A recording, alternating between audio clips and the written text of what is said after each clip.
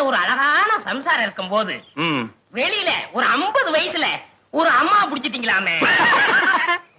இது உனக்கும் தெரிஞ்சு போச்சா? அடே, லவ்ஸுக்கு வயசு வித்தியாசமே கிடையாது. எந்த வயசுலயும் லவ்ஸ் வரலாம்.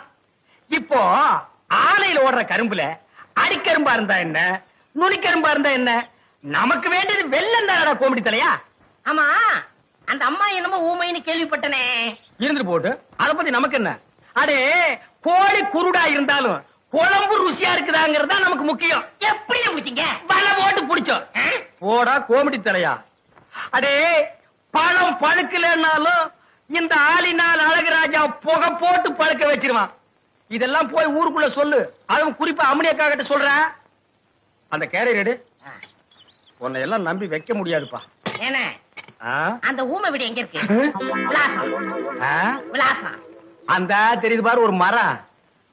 ஆமா, அங்க போய் சரி.